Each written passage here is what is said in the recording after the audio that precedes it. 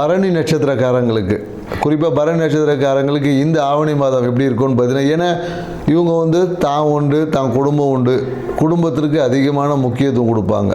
குறிப்பாக என்னக்கா வருமானம் சார்ந்த விஷயம். மேலும் என்னென்னாக்கா மனைவியை தலையில் தூக்கி வச்சுட்டு ஆடுறது இவங்க தான். எல்லாம் பரணி நட்சத்திரக்காரங்கள் ஒரு ஆணாக இருந்தாங்கன்னா இவங்களே மனைவி தான் ஆட்டி வைக்கிறது எல்லாமே. ஏன்னா மனைவிக்கு அவ்வளோ முக்கியத்துவம் கொடுப்பேன். எந்த சொத்து வாங்கினா கூட மனைவி பேரில் வாங்குறது, மனைவி கேட்டு தான் செய்யுது, மனைவி பேரில் டெபாசிட். இப்படி இல்லை பரணி நட்சத்திரக்காரங்க இந்த காலகட்டத்தில் பார்த்தீங்கன்னு வச்சிங்களேன், எடுத்த முயற்சிகள் எல்லாமே வெற்றி அடையும். குறிப்பாக என்னென்னாக்கா நிலம் வாங்கக்கூடிய, வீடு வாங்கக்கூடிய அமைப்பு எல்லாமே இந்த காலகட்டத்தில் இருக்குது. மனைவி பேரில் வீடு வாங்குவதற்கான வாய்ப்புகள் எல்லாமே உருவாகும். இல்லை மனைவி பேரில் ஏதாவது ஒரு சொத்து வாங்குவதற்கான முயற்சி எடுத்ததுன்னா கண்டிப்பாக இந்த காலகட்டத்தில் நடக்கும். அதே போல் என்னென்னாக்கா சிறிய கடன்கள் வந்து போகும். ஸோ நீங்கள் என்ன பண்ணலாம் அப்படின்னா, பரணி நட்சத்திரக்காரங்களுக்கு நீங்கள் பார்த்தீங்கன்னா உங்களுக்கு இந்த ஆவணி மாதத்தில் குறிப்பாக என்னென்னாக்கா மாரியம்மன் ஆத்தோரத்தில் இருக்கக்கூடிய அம்மன் கோயில் வழிபாடு செய்வது சிறப்பான பலனை தரும். அங்கே போயிட்டு நீங்கள் அம்மனுக்கு வந்து சிவப்பு வஸ்திரம் சாத்தி, வேப்பிலை சாத்தி வழிபட்டு பாருங்கள். இந்த ஆவணி மாதம் உங்களுக்கு சிறப்பான மாதமாக இருக்கும். நன்றி, வணக்கம். அனைவருக்கும் வணக்கம். நான் உங்கள் மோசஸ், உளவியல் ஜோதிட வாஸ்து கன்சல்டன்ட், சென்னையிலேருந்து. என் உயிரான ஈசனை முன்னிறுத்தி எவனார்களாலே அவன்தான் வணங்கி இந்த ஆவணி மாத பலன் இதை நம்ம பார்க்க போகிறோம். ஏன்னா இந்த ஆவணி மாதம் பார்த்தீங்கன்னு வச்சுக்கிங்களேன், காலபுருஷ தத்துவத்துக்கு 5ஆம் அதிபதியான சூரிய பகவான் தன் வீட்டிலேயே ஆட்சி பெறுவார். ஸோ அப்போ ஆட்சி பெறும்போது என்னென்னாக்கா, இந்த பூர்வ புண்ணியம் என்பது இயற்கையாகவே இந்த காலகட்டத்தில் ரொம்ப செழிப்பாக இருக்கும், வளமாக இருக்கும் அப்படின்னு சொல்லுவாங்க. ஏன்னா நம்ம பூர்வ புண்ணியம் அப்படின்னோடனே உடனே நம்ம வந்து சொந்த ஊருக்கு தான் நினைப்போம். அப்படி கிடையாது. நமக்குள்ளேயும் ஒரு பூர்வ புண்ணியம் இருக்குது, நம்ம உடம்புக்குள்ளேயும் ஒரு பூர்வ புண்ணியம் தன்மைகள் இருக்குது. ஸோ அந்த தன்மை இந்த காலகட்டத்தில் பார்த்திங்கன்னா மிக செழிப்பாக இருக்கும். அதனால தான் பெரும்பாலும் பார்த்திங்கன்னா இந்த காலகட்டத்தில் நிறைய சுப நிகழ்வு பண்ணுவாங்க. திருமணம் பண்ணுவாங்க, நிறைய பார்த்திங்கன்னா ஆடி மாதம் முன்னாடி எல்லா திருவிழாக்களாக அப்படியே இருக்கும். ஆவணி மாதம் பார்த்திங்கன்னா நிறைய சுப நிகழ்வுகள் பண்ணுவாங்க. ஏன்னா இந்த காலகட்டத்தில் சூரியனோட தன்மை நல்லா இருக்கும் போது, ஆத்மகாரகன் இல்லையா சூரியன். ஸோ அப்போ ஆத்ம பலம் வந்து இயற்கையாகவே எல்லாருக்கிட்டையும் பெருகி இருக்கும் இந்த காலகட்டத்தில். அதுவும் இந்த காலம் இன்னொன்றாக்கா, இந்த வருஷம் பார்த்திங்கன்னு வச்சுக்கோங்க, கேது பகவானும் 5ஆம் இடத்துல இருக்கார். ஸோ அப்போ என்னென்னாக்கா, கேது வந்து என்னென்னாக்கா ஞானக்காரகன்.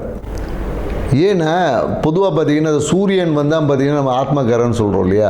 ஏன்னா இந்த ஆத்மகாரகன் எந்த ராசியில் வலுவாக இருக்கோ இல்லை பலமாக இருக்கோ அந்த ஜாதகர் பார்த்திங்கன்னா மிகுந்த உச்சத்தில் இருப்பார். ஏன்னா பார்த்திங்கன்னு வச்சுக்கலாம், ஏன்னா ஆத்ம பலம் தான் தேவை. அதுக்காக தான் ஆன்மீகத்தை நம்ம நாடுறோமே. ஏன்னா இன்றைக்கி நிறைய பேர் ஆன்மீகத்தை எதுக்கு போகிறோன்னே தெரியல. நம்மளோட ஆத்ம பலத்தை அதிகரிக்கிறதுக்கு தான் நம்ம இன்றைக்கி ஆன்மீகம், இந்த பரிகாரம்லாம் செய்கிறோம் இல்லையா. இது எல்லாமே உங்களோட ஆத்ம பலத்தை இன்க்ரீஸ்.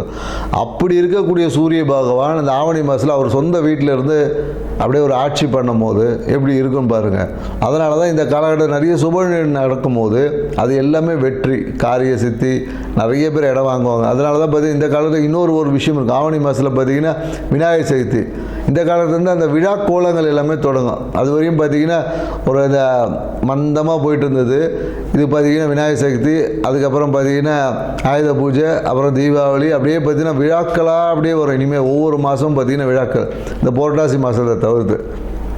ஏன்னா ஆத்மகாரகன் எந்த ஜாதகத்தில் நல்ல வலுவாக ஸ்ட்ராங்காக இருக்கோ அவங்க தான் உச்சம். ஏன்னா சூரியன் தான் பார்த்திங்கன்னா நம்ம பெரும்பாலும் அந்த அரசியலுக்கு சொல்லுவோம், மருத்துவக்காரகனும் சூரியன் தான். ஸோ அதனால தான் எந்த ஒரு ஜாதகத்தில் சூரியன் வலுவாக இருக்கோ அவங்க நல்ல ஒரு ஃபேமஸ் டாக்டர் ஆவாங்க. அது 2ஆம் அதிபதியோட இல்லை 10ஓட தொடர்பு வரும்போது பார்த்திங்கன்னா மருத்துவத்தில் சூப்பராக இருப்பாங்க. அதே போல் சூரியன் வலுவாக இருக்கிறவங்க பார்த்திங்கன்னா தொட்டாவே குணமாகக்கூடிய கைராசி டாக்டர்லாம் சொல்லுவோம் இல்லையா. அவர் படித்து கூட இருக்க மாட்டார், சும்மா R&D படிச்சிருப்பார், இல்லைன்னா அந்த ஒரு கம்பவுண்டராக கூட இருந்திருப்பார். அவர் பார்த்திங்கன்னா சும்மா ஏதோ ஒரு விஷயம் சொல்லுவார், நடந்துடும். கைராசி டாக்டர் அப்படின்னு சொல்லக்கூடிய எல்லாருமே பார்த்திங்கன்னா இந்த சூரியன் வலுவாக இருக்கும் தான் கைராசி டாக்டர். ஏன்னா ஆத்மத்தை பலமாக வச்சுருக்க எல்லாமே பார்த்திங்கன்னா குணமாக்கக்கூடிய ஆற்றல் அவங்ககிட்ட இயற்கையாகவே நிறைய இருக்கும். சூரியன் வலுவாக இருக்கிற நிறைய பரிகாரம் பண்ணான்னு வச்சிங்களேன், சூப்பராக சக்ஸஸ் ஆகிடும். பெரிய பரிகாரம் சின்னதாக சொன்னாவே பெரிய விஷயங்கள் கூட குணமாக்கக்கூடிய ஆற்றல். அப்படி இருக்கக்கூடிய சூரிய பகவான் இருக்கக்கூடிய இந்த ஆவணி மாதத்தில் பார்த்திங்கன்னா மிகுந்த நற்பலன்களை கொடுக்கும். ஆன்மீக நாட்டம் அதிகமாகவும், குறிப்பாக என்னென்னாக்கா இந்த கேது கூட இருக்கிறதுனால நிறைய என்னென்னா அந்த குழந்தை பேருக்கான விஷயங்கள், குழந்தை பேர் இன்மை, இந்த மாதிரியான விஷயங்கள் எல்லாமே ஒரு மாற்றத்தை கொடுக்கக்கூடிய விஷயமா இருக்கும். அந்த விரக்தி தன்மை, எனக்கு கேது எப்போதும் பார்த்திங்கன்னா ஒரு விரக்தி கொடுப்பார். ஏன் அது விரக்தி கொடுப்பார்னா, அனுபவம் கிடைச்சாதான் அறிவு வளரும், ஞானம் கிடைக்கும், சும்மா வராது இல்லையா? ஸோ அதனால் அந்த கேது பகவான் வந்து நமக்கு ஞானத்தை கொடுப்பதற்காக சில படிப்பினையை கொடுப்பார். அதை தான் நம்ம இங்கே விரக்தி, எனக்கு அது நடக்கலை அப்படி இப்படின்னு நம்ம சொல்லிட்டு கிடப்போம். ஸோ இந்த தன்மைகள் உள்ள இந்த ஆவணி மாதத்தில் ஒவ்வொரு ராசிக்கும் என்ன மாதிரியான பலன்கள் கொடுக்க போகுது அப்படின்றத இந்த வீடியோவில் பார்க்க போகிறோம். வாங்க வீடியோக்குள்ளே போகலாம். எப்போதும் சுறுசுறுப்போடும் பரபரப்போடும் இருக்கக்கூடிய மேஷ ராசிக்காரங்க, ஏன்னா இவருடைய ராசி அதிபதி பார்த்திங்கன்னா செவ்வாய் பகவானாக இருக்கிறதுனால எப்போதும் பார்த்திங்கன்னா ஒரு பரபரப்பாகவே இருப்பாங்க. ஒரு சின்ன விஷயத்தை செய்யணுன்னா கூட இவங்ககிட்ட ஒரு பரபரப்பு இருக்கும், வேகம், உடனே செஞ்சிடணும் அப்படின்னு அவசர முடிவுகள் எடுத்து அவதிப்படக்கூடியவங்க இவங்க தான். பெரும்பாலும் என்னென்னாக்கா இந்த மேஷ ராசிக்காரங்களுக்கு நம்ம சொல்லக்கூடிய விஷயங்கள் என்னென்னா, அவசரத்தை குறைச்சிக்குங்க, வேகத்தை குறைச்சிக்குங்க, விவேகமாக இருங்க, இதுதான் உங்கள் வாழ்க்கையை சிறப்பாக்கும்.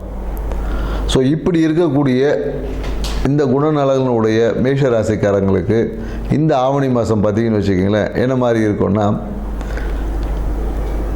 ராசி நாதனாதன செவ்வாய் பகவான் 6ல் போய் சஞ்சரிக்கிறார். அப்போ என்னன்னாக்கா இவங்களே வழியே போய் பிரச்சனை சிக்குவாங்க. இவங்களை யாரும் சிக்க வைக்கணும் அவசியம் இல்லை. ஏன்னா பிரச்சனைகள் எல்லாமே இவங்களை தேடி வரல, இவர்களாகவே ஏதாவது ஒரு பிரச்சனைகளை சிக்கக்கூடிய வாய்ப்புகள் இருக்குது. குறிப்பாக என்னென்னாக்கா டாக்குமெண்ட் சார்ந்த விஷயத்தில் இந்த காலகட்டத்தில் கொஞ்சம் எச்சரிக்கையாக இருக்கணும். ஏன்னா டாக்குமெண்ட்டை கையாள்வது, டாக்குமெண்ட்டை சரியாக வச்சுக்கிறது, இந்த மாதிரியான விஷயங்களை அவசரத்தினால தொலைய கூட வாய்ப்பு இருக்குது. ஸோ அதனால் டாக்குமெண்ட் சார்ந்த விஷயத்தில் மேஷராசிக்காரர்கள் கொஞ்சம் கவனமாக இருக்கணும்.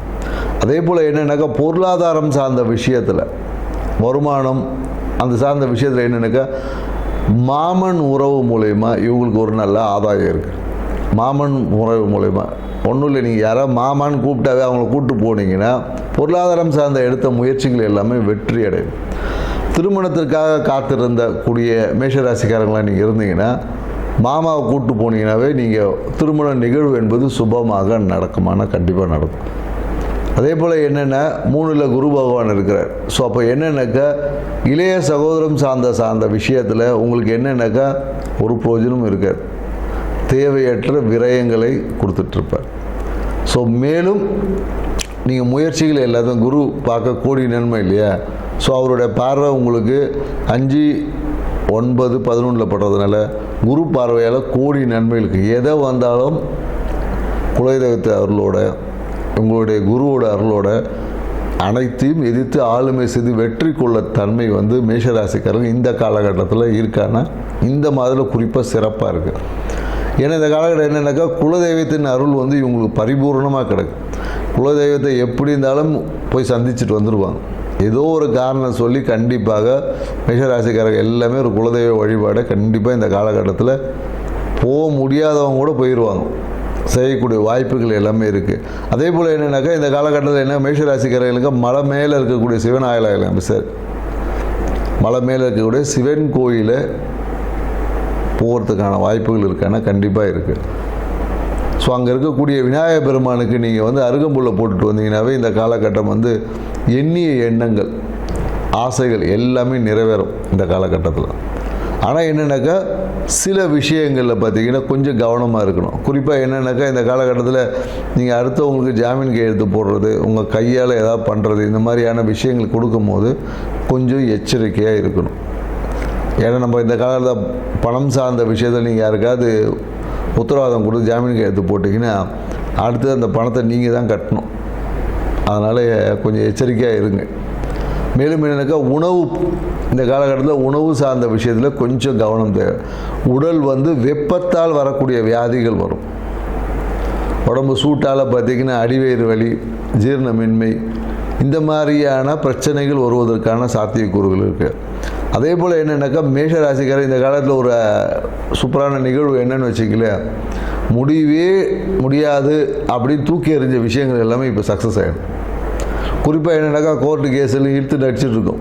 திடீர்னு இப்போ பார்த்தீங்கன்னா உடனே ஜட்ஜ்மெண்ட்டுக்கு வந்து ஸோ ஒரு செட்டில்மெண்ட்டுக்கு வர்றது, இல்லை டக்குன்னு ஏதோ ஒரு விஷயங்கள் முடிவுக்கு வருமானா கண்டிப்பாக வரும். அதே போல் எதிர்பார்க்காத விஷயங்கள் எல்லாமே பார்த்திங்கன்னா நல்லவே கொடுக்கும். எதிர்பார்த்த விஷயங்கள் எல்லாமே தள்ளி போகும். இவ்வளோதான் விஷயம். அதே போல் என்னென்னாக்கா சனி பகவான் வக்கரம் அடைஞ்சிருக்கார். ஸோ அப்போ என்னென்னாக்கா இந்த காலகட்டத்தில் பார்த்திங்கன்னா இந்த தூக்கமின்மை இல்லை இந்த தூக்கத்தில் அவதி, ஒரு அலைச்சல் என்பது கண்டிப்பாக இருக்கும்.